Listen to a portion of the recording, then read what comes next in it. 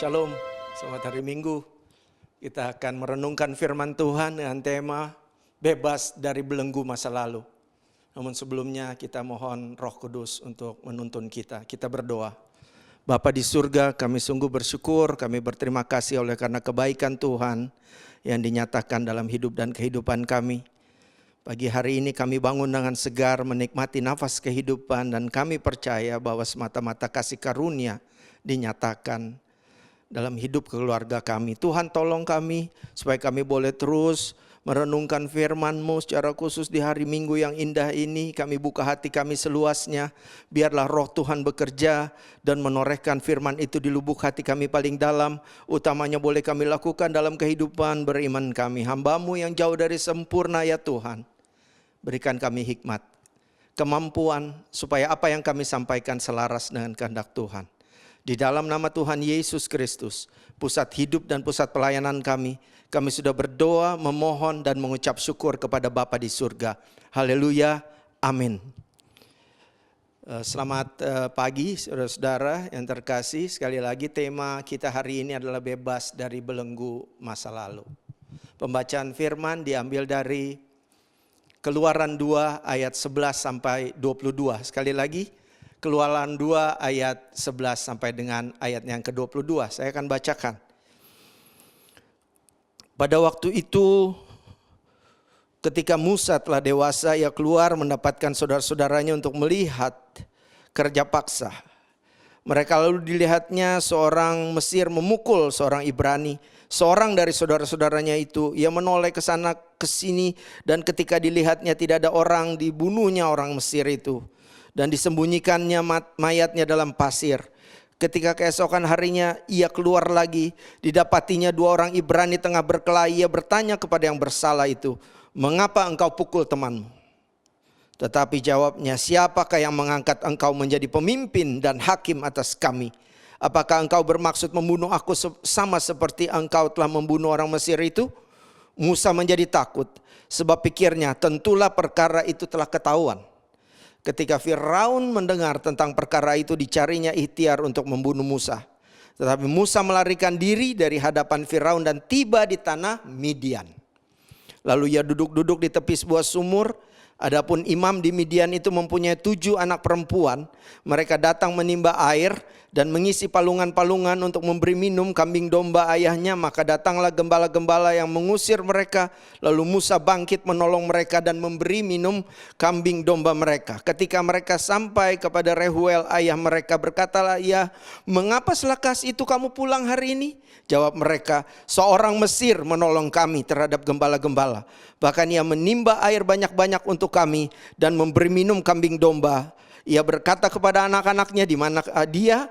Mengapa kamu tinggalkan orang itu? Panggillah dia makan." Musa bersedia tinggal di rumah itu, lalu diberikan Rehulah Sipora anaknya kepada Musa.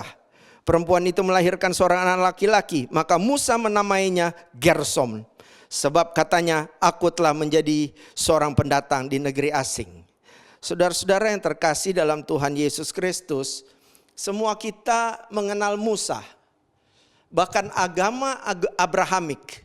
Agama Abrahamik itu Islam, Kristen, Yahudi yang dianggap dari Abraham itu ya, Ibrahim, itu pasti mengenal Musa.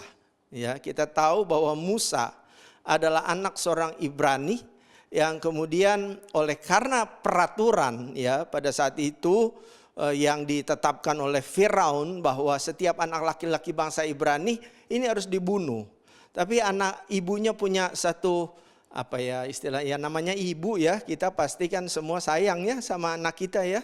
Nah, dia masukkan di dalam peti pandan lalu kemudian dilayarkanlah peti itu di sungai, dan kita tahu semua cerita itu bahwa ketemulah dengan seorang putri Firaun, lalu dia melihat anak ini punya pesona, lucu mungkin ya, imut, kata anak sekarang ya, emas gitu, emas ya, intinya dia gemes gitu. Terus kemudian dia senang, terus kemudian kakak Musa ini mendatangi putri Firaun karena kakaknya mengikuti peti itu untuk melihat nasib adiknya. Lalu kakaknya mengatakan kepada putri Firaun itu, "Boleh enggak kami sediakan perempuan untuk menyusui anaknya. Oh silakan, nanti kalau sudah besar kembalikan ke saya, nanti saya akan bayar yang menyusui itu. Dia tidak tahu bahwa itu ibunya, ya. Dan terjadilah seorang anak Ibrani berubah status, jadi seorang pembesar di tanah Mesir, ya, seorang pangeran di istana. Lalu kemudian tetap saja, ya, darah Ibraninya itu menggelegak ketika dia melihat seorang Mesir sedang menganiaya seorang Ibrani, lalu dia membela, kemudian dia membunuh. Nah ini penting nih, kata membunuh ini. Musa itu masih diliputi dengan perilaku keras, ya, kekerasan. Lalu dia membunuh, lalu kemudian dia menyembunyikan mayat daripada orang Mesir itu. Lalu besoknya dia jalan lagi, dia melihat ada 2 orang Ibrani berkelahi. Lalu ketika dia tanya, kenapa kamu berkelahi? Kemudian orang Ibrani bilang, apa maksudmu? Kamu mau jadi hakim? Siapa yang angkat kamu jadi pemimpin kami? Ya kamu mau bunuh seperti kamu bunuh orang Mesir itu. Rupanya ada yang melihat. Ya, di situ Musa ketakutan. Lalu kemudian dia tahu bahwa Firaun mau membunuh dia, sehingga dia melarikan diri ke tanah Midian. Ya, kemudian ceritanya kita tahu bahwa Musa membawa bangsa Israel keluar dari tanah Mesir, tanah perbudakan, dengan berbagai macam upaya. 40 tahun di tanah, dipakai oleh Tuhan secara luar biasa dan hebat sekali. Musa menghantarkan bangsa Israel masuk ke tanah perjanjian, dia sendiri tidak bisa masuk, ya.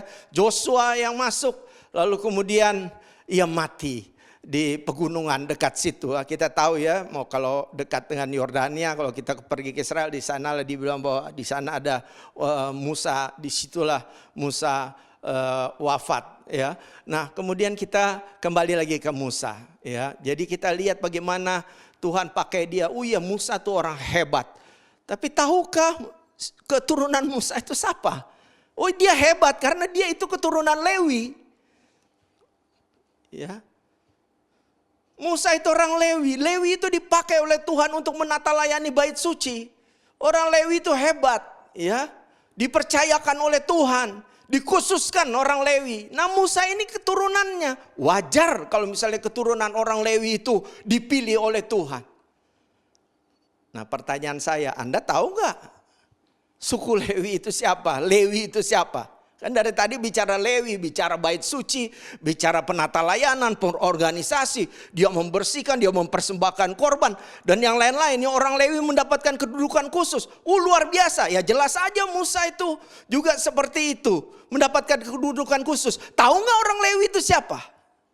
Ini dia, ya, supaya saudara-saudara tahu nih, siapa Lewi? Ya, kenapa dia dikhususkan? Apakah memang dari dulu dia orang yang sangat suci kudus, lalu kemudian diberikan tugas khusus oleh Tuhan? Yuk kita baca yuk Kejadian 34 ayat 25 supaya saudara-saudara tahu nenek moyang Musa ini siapa, orang Lewi ini siapa. Kita cuma tahu bahwa suku Lewi suku yang hebat, dikhususkan dekat dengan Tuhan.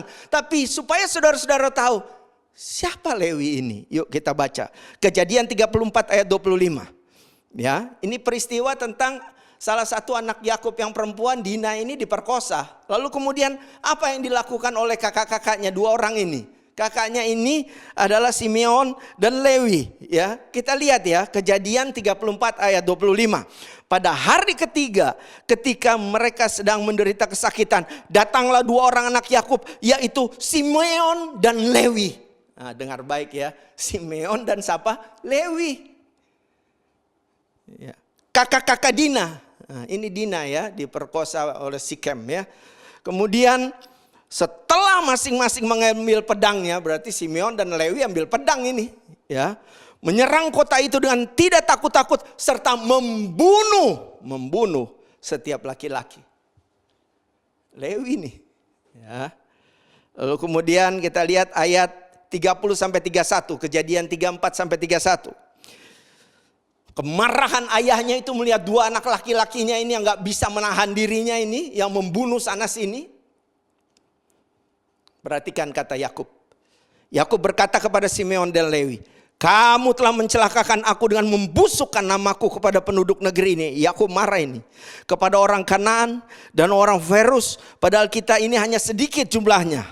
ketakutan bapaknya ini. Apabila mereka bersekutu melawan kita, tentulah mereka akan memukul kita kalah dan kita akan dipunahkan, aku beserta seisi rumahku. Tetapi jawab mereka dua anak ini, mengapa adik kita diperlakukan sebagai seorang perempuan sundal? Masih marah, ada dendam yang gak selesai ini, sudah membunuh dia masih dendam. Ya. Kemarahan Yakub atas perilaku Simeon dan Lewi yang keras ini terbawa sampai Yakub mau meninggal. Sampai Yakub sebelum mati, Yakub ini masih marah betul. Ini dua anak dikutuk. Jadi udah pembunuh dikutuk lagi sama bapaknya. Ya, Kejadian 49 ayat 5 sampai 7. Sekali lagi, Kejadian 49 ayat 5 sampai 7. Ya, Yakub sudah semua mati. Ya, masih ingat peristiwa itu. Dan mengutuk dua anaknya. Yuk saya baca ya. Lihat ini. Simeon dan Lewi bersaudara. Senjata mereka ialah alat kekerasan. Janganlah kiranya, sekali lagi ya. Simeon dan Lewi bersaudara. Senjata mereka ialah alat apa? Kekerasan. Sebelum Yakub mati, Yakub masih ingat betul. Ini orang-orang kasar ini. Ya, orang-orang keji ini. Orang-orang kejam ini. Janganlah kiranya jiwaku turut dalam permufakatan mereka. Janganlah kiranya rohku bersatu dengan perkumpulan mereka. Sampai mati juga dia masih marah. Sebab dalam kemarahannya mereka telah membunuh orang. Dan dalam keangkarannya mereka telah memotong urat keting lembu. Terkutuklah kemarahan mereka. Sebab berangnya bengis. Aku akan membagi-bagikan mereka di antara anak-anak Yakub. Dan menyerahkan mereka di antara anak-anak Israel. Marah betul bapaknya. Karena tindakan Lewi dan Simeon. Lewi dan Simeon. Ya. Saudara-saudara, saya mau ingatkan. Kemudian Lewi jadi apa? Jadi imam. Mempersembahkan korban, menata layani. Apa sih yang mau katakan? Masa lalu seseorang itu tidak menentukan masa depan mereka. Gitu. Kalau Tuhan sudah campur tangan, ya, seorang pembunuh pun dijadikan imam. Persoalannya adalah dalam satu ayat dikatakan oleh Tuhan bahwa kamu Harun, itu Harun Lewi ya, kamu harus persembahkan dirimu dengan penuh segenap hati sehingga aku akan memberikan kepercayaan kepadamu untuk mengurus ini semua. Persoalannya adalah ini bukan soal masa lalu, persoalannya apakah kamu mau bergantung sepenuhnya kepada Tuhan. Kita nggak boleh terbelenggu oleh masa lalu. Masa lalu apa aja yang kita hadapi itu akan dipulihkan, dimurnikan kita. Ada energi pemulihan daripada Tuhan yang mengubah energi kekerasan kita itu menjadi energi ketaatan dan energi pelayanan yang tidak pernah putus. Baik Musa maupun Harun dipakai Tuhan secara luar biasa. Waktu Harun mati sebagai imam, 30 hari orang Israel menangisi kepergiannya. Apalagi Musa. Ya. Kita sama-sama tahu ya, ketika kejadian habis itu Musa lari ke Midian.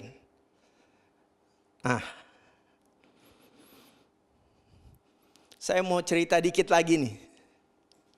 Siapa Midian? Supaya saudara-saudara juga ngerti nih, orang Lewi itu awalnya juga pembunuh. Ya, dipakai Tuhan. Midian ini siapa? Yuk kita baca Kejadian 25 ayat 1 dan 2. Ya, ketika itu kan dibilang Musa lari ke tanah Midian. Nah, Midian ini siapa? Ya, yuk Kejadian 25 ayat 1 dan 2. Kita baca sama-sama ya. Abraham mengambil pula seorang istri, namanya siapa? Keturah. Ya. Perempuan itu melahirkan baginya siapa? Zimran, Yoksan, Medan. Nah, saya nggak tahu Medan ini hubungannya apa dengan Danau Toba. Kok ada juga nama Medan di sini ya. Medan, Midian, Isbak, dan siapa? Suah. Jadi Midian itu anak dari Keturah. Keturah itu salah satu boleh dibilang istri dari Abraham. Ya, kan ada istri yang paling dia sayang itu Sarah. Ya, anaknya kan Ishak. Ya, kemudian ada istri Hagar, anaknya siapa? Ismail. Setelah peristiwa pengusiran dan yang lain-lain itu, setelah Sarah nggak ada, dia mengambil seorang istri namanya Keturah. Anaknya ada beberapa orang. Salah satunya adalah Midian. Midian ini punya daerah nih. Midian punya daerah. Lalu kemudian Musa lari ke tempat keluarganya juga sebetulnya. Memang asing, tapi ini masih keluarganya. Jadi tanah Midian itu sebenarnya anak daripada Keturah. Masih keluarganya juga. Karena Musa ini kan keturunan dari Ishak ya. Ishak, Yakub dan seterusnya ya. Anak-anaknya ini salah satunya Lewi, lalu kemudian Musa. Dan 40 tahun dia ada di tanah Midian. Mengalami apa? Proses pembentukan dari Tuhan. Dia yang tadinya pembunuh, lalu kemudian diproses oleh Tuhan menjadi utusan Tuhan. Untuk membebaskan bangsa Israel dari perbudakan di tanah Mesir. Persis seperti nenek moyangnya, di mana Lewi membunuh lalu dijadikan imam, Musa juga membunuh kemudian dijadikan pemimpin bangsa Israel. Sekali lagi, saya ulangi, masa lalu kita tidak bisa membelenggu kita. Kalau Tuhan sudah mempersiapkan seseorang sebagai hambanya, sebagai pelayannya, sebagai orang pilihannya, tidak ada satu orang pun dengan cara apapun yang bisa menggagalkan rencana Tuhan. Ya, jadi saya mau ingatkan, kalau saudara-saudara punya masalah, pernah melakukan hal yang tidak baik, bahkan dikutuk orang tuanya, saya mau katakan bahwa mendekatlah kepada Tuhan. Ya, kita lihat ya. Bagaimana ketika dia mendekat kepada Tuhan? Keluaran 3 ayat 10. Keluaran 3 ayat 10 kita baca ya. Bagaimana ketika itu Allah mengutus Musa. Ya, kita lihat ya. Jadi sekarang pergilah, aku mengutus engkau kepada Firaun untuk membawa umatku orang Israel keluar dari Mesir. Kita masuk ke bagian 2 daripada khotbah ini. Bagian pertama adalah apa? Masa lalu tidak bisa memerangkap saudara. Kalau Tuhan sudah bekerja, saudara-saudara akan diubahkan. Ya, yang sesat, yang kacau, tukang minum, judi, curi, dan yang lain-lain. Narkoba, sampai jual tabung gas. Sampai satu orang bingung, satu rumah mau masak apa. Atau Anda atau siapapun pakai narkoba, lalu kemudian bawa lari macam-macam, jual perhiasan mama dan yang lain-lain. Hari ini saya ingatkan, datang pada Tuhan. Kalau Tuhan mau utus saudara, Tuhan akan ubah saudara. Ya, perhatikan kata Musa. Di Keluaran 5 ayat 22, ketika Tuhan mengutus, apa respons Musa? Oh enggak mau saya. Dia udah berpikir bahwa kalau Mesir ini teknologinya tinggi banget pada saat itu. Kalau kita pergi ke Mesir, ya kita lihat ada piramida, ada Sphinx. Piramida itu kan nggak ada besi, nggak ada apa, semua main mereka punya cara sendiri. Pada saat itu teknologi di Mesir udah canggih. Musa melihat Firaun ini raja besar. Keluarlah ketakutannya Musa. Lalu Musa berkata begini di Keluaran 5 ayat 22. Lalu Musa kembali menghadap Tuhan, katanya, Tuhan, mengapakah kau perlakukan umat ini dengan begitu bengis? Mengapa pula aku yang apa kau utus? Tapi apa kata Tuhan? Kalau Tuhan sudah mengutus, Anda mau bilang enggak, Anda mau bilang jangan saya, dan yang lain-lain. Kalau Tuhan sudah punya maksud, sekali lagi ya, coba dengar kata Tuhan. Keluaran 15 ayat 26. Firman-Nya, jika kamu sungguh-sungguh mendengarkan suara Tuhan Allahmu dan melakukan apa yang benar di matanya dan memasang telingamu kepada perintah-perintahnya dan tetap mengikuti ketetapannya, maka aku tidak akan menimpakan kepadamu penyakit manapun yang telah tertimpakan kepada orang Mesir, sebab aku yang menyembuhkan engkau. Coba dengar ya. Ketika engkau sungguh-sungguh mendengarkan, engkau melakukan, engkau memasang telingamu dan tetap mengikuti segala ketetapannya, maka aku tidak akan menimpakan kepadamu segala sesuatu yang buruk. Yang penting adalah apa? Taat, lakukan, dan siap untuk diperintah Tuhan. Taat, lakukan, dan siap untuk diperintah oleh Tuhan. Terus ya. Ulangan 31 ayat 8. Ini firman Tuhan kepada orang Israel. Sebab, sekali lagi, Ulangan 31 ayat 8. Sebab Tuhan dia sendiri berjalan di depanmu. Dia sendiri akan menyertai engkau. Dia tidak akan membiarkan engkau dan tidak akan meninggalkan engkau. Janganlah takut dan janganlah patah hati. Sekali lagi ya, kalau Tuhan sudah pilih saudara, jangan takut dan janganlah patah hati. Ya, banyak orang sekarang patah hati, ditolak dikit patah hati. Ya, ditolak dikit aja patah hati. Gila. Semakin gue lupakan, semakin kental diingatan. Nah ini mulut lemes, ya. Kelemar-kelemar yang tadinya normal, lama-lama jadi nggak normal, ya. Throwback, geser, ya. Tadinya normal jadi nggak normal. BPJS, badan padat, jiwa sekong, ya. Nah, jangan patah hati. Tuhan ingatkan bahwa bergerak kamu. Tadi pertama dikatakan bahwa jangan terperangkap oleh masa lalu kamu. Yang kedua adalah apa? Bergerak saja. Pasang telingamu. Dengarkan firman Tuhan. Lalu lakukan. Dan siap diperintah lagi. Lakukan, bergerak.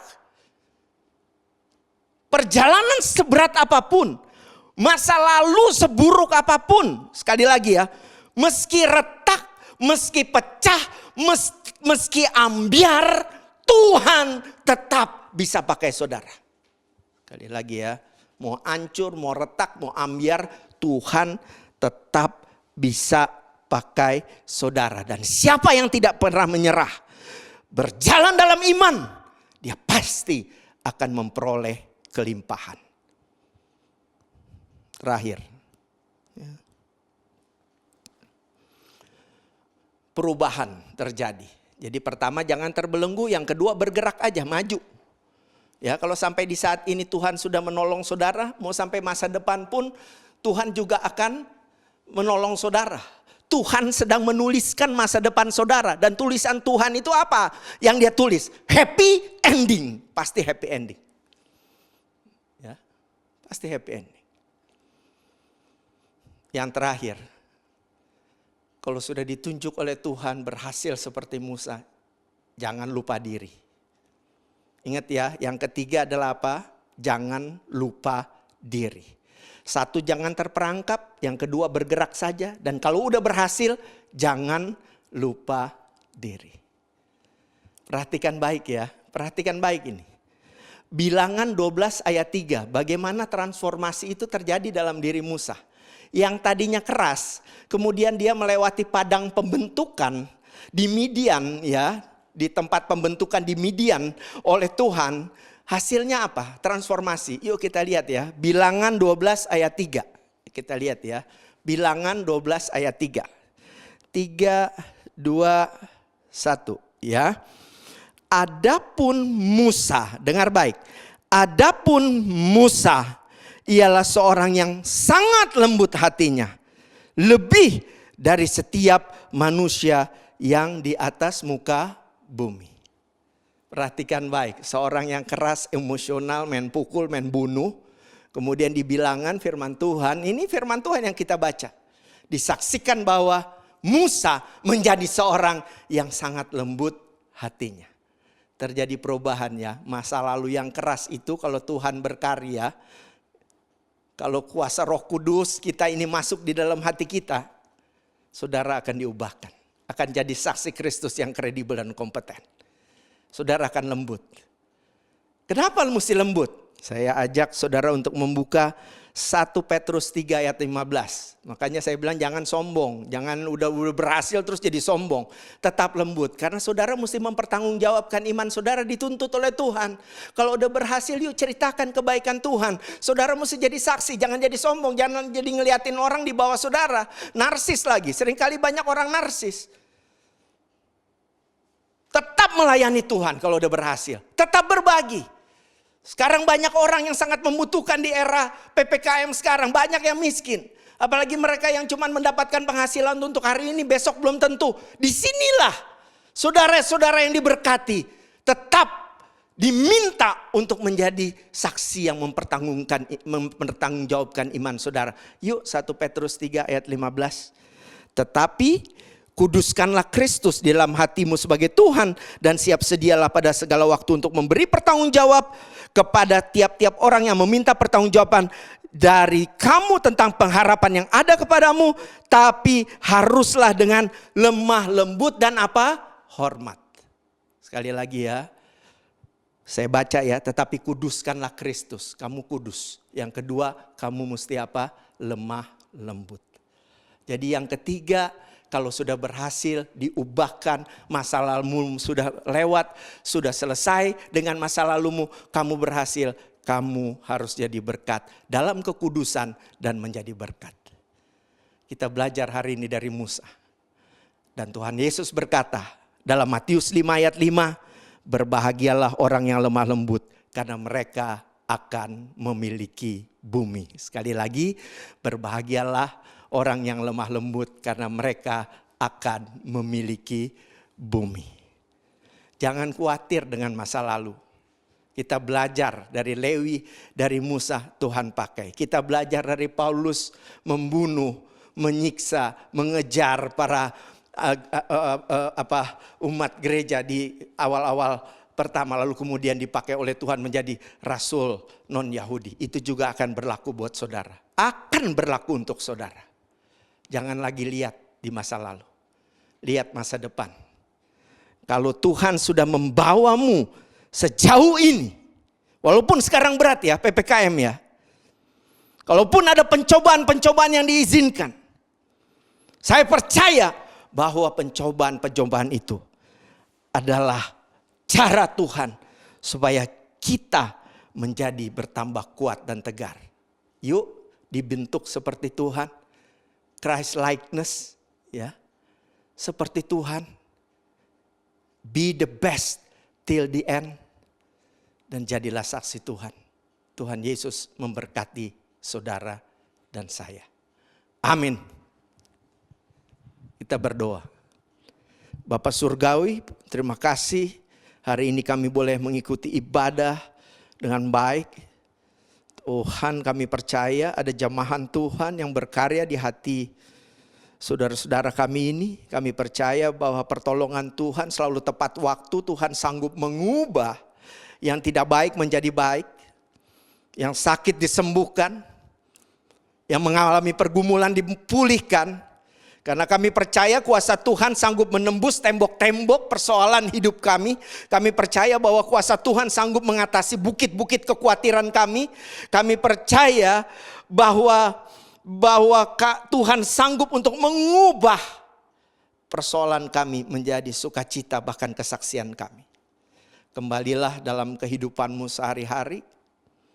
Lakukanlah firman Tuhan dimanapun engkau berada dan mulailah dari keluarga saudara.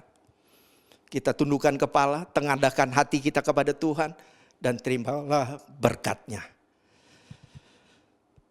Tuhan memberkati keluargamu, Tuhan memberkati rumah tanggamu, Tuhan memberkati anak-anakmu, Tuhan memberkati kesehatanmu, Tuhan memberkati pekerjaanmu, Tuhan memberkati setiap upaya yang saat ini engkau lakukan untuk menaikkan kualitas hidupmu. Karena kami percaya kasih karunia dari Tuhan Yesus Kristus dan kasih Allah dan persekutuan Roh Kudus menyertai saudara-saudara dan keluarga hari ini sampai selama-lamanya. Amin.